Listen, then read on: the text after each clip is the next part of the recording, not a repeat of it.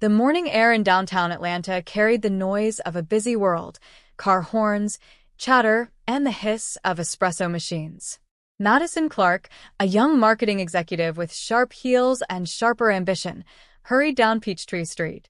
Her purse swung against her hip as she scrolled through her phone, half listening to the chaos around her.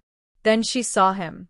A man sat cross-legged near the old library steps, his dark skin glowing faintly under the morning sun.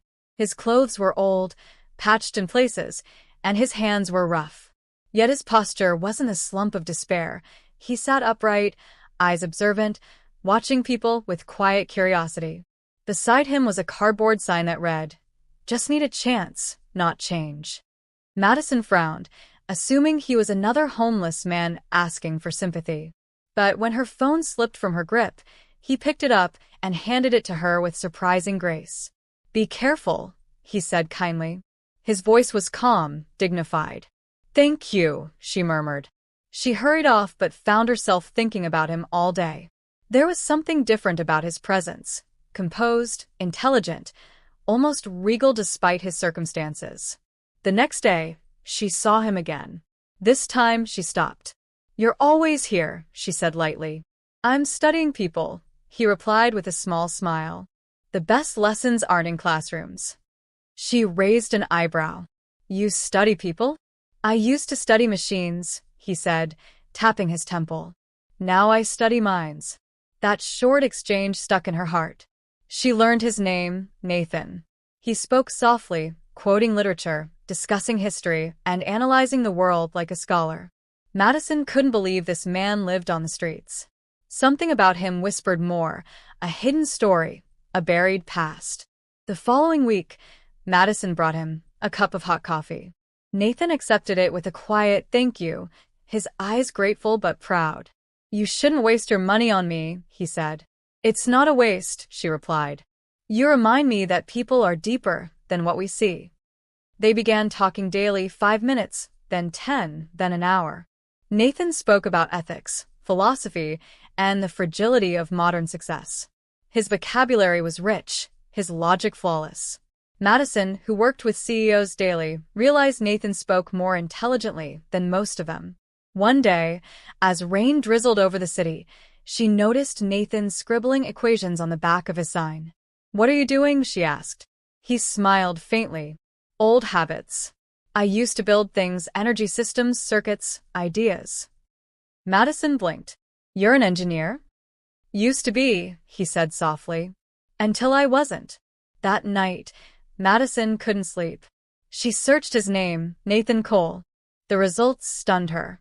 Dr. Nathaniel Cole, founder of Solaris Tech, once celebrated as a genius inventor who revolutionized renewable energy. But years ago, his company had collapsed amid rumors of fraud. Then he disappeared. The next morning, she returned to his corner, but Nathan was gone.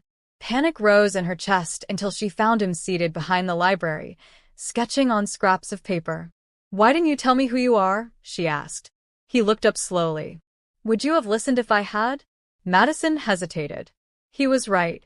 The world only listened to people wearing suits, not those wrapped in old jackets.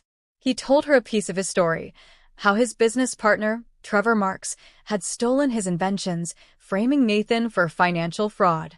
When the truth came out too late, Nathan had already lost everything, his company, his home, and his faith in people. "I walked away," he said. "I wanted to see if I could live without money, without power, and still find meaning." Madison's eyes filled with tears. "You're a genius, Nathan. You don't belong on the streets." He smiled faintly. "Maybe not. But sometimes you have to lose everything to understand what truly matters." Madison couldn't ignore what she'd learned. The next day, she came with a laptop and an idea. "Let's rebuild your project," she said excitedly. "I can help you pitch it again. People will listen if I back you." Nathan chuckled. "You think people change that easily?" "I don't," she admitted. "But I believe truth has a voice." Reluctantly, he agreed. Over the next few weeks, they met daily at the library cafe. Nathan's brilliance shone through as he redrafted designs for solar microgrids and self-sustaining homes. Madison helped polish his proposals, and prepare presentations. During those late sessions, they laughed, argued, and bonded. Madison saw beyond his hardship. She saw a man of depth, kindness, and integrity. Nathan saw in her a fire he thought the world had extinguished. When Madison presented Nathan's new project to her company, they laughed. "You want us to fund a homeless man's idea?" one executive sneered. Her face flushed, but she stood firm. "You'll regret ignoring him." She left the meeting humiliated, but determined. A week later, she posted Nathan's story online, without revealing his face. The post went viral overnight. Millions were captivated by the genius on the corner. News outlets flooded the story, eager to meet the mysterious man. Nathan was hesitant. "I didn't want fame," he said. "I wanted peace." "But maybe," Madison said, "the world needs your voice again." Madison arranged an interview with a reputable tech journalist. Nathan reluctantly agreed, finally stepping back into the spotlight. When the truth about Trevor Mark's betrayal came out, the internet exploded with outrage. Within weeks, investors reached out, offering funding for his new venture, Phoenix Energy. Madison became his partner, handling media and business strategy, while Nathan handled the engineering side. Soon, the man who had once been ignored on the streets was once again at the top, featured on Forbes, CNN, and everywhere in between. Trevor Marks, his former partner, publicly apologized. "I took everything from him," he admitted in an interview. "But I couldn't take his mind." Nathan's response was simple. "Forgiveness is harder than revenge, but it's lighter to carry." The world was moved. Madison realized that Nathan's wisdom had become his greatest currency. As Phoenix Energy expanded, Madison and Nathan's bond deepened. Their partnership grew into quiet affection, rooted in respect, not pity. One evening, Madison asked, "Do you ever regret disappearing?" Nathan looked at the city lights. "No. I met people who taught me that the world's richest lessons come from the humblest places. Like this corner," he said with a smile. "And like you." Months later, Nathan revisited his old spot by the library. A new man sat there, young, homeless, and invisible to the world. Nathan sat beside him, handing him coffee. "I was you once," he said gently. "Never let the world decide your worth."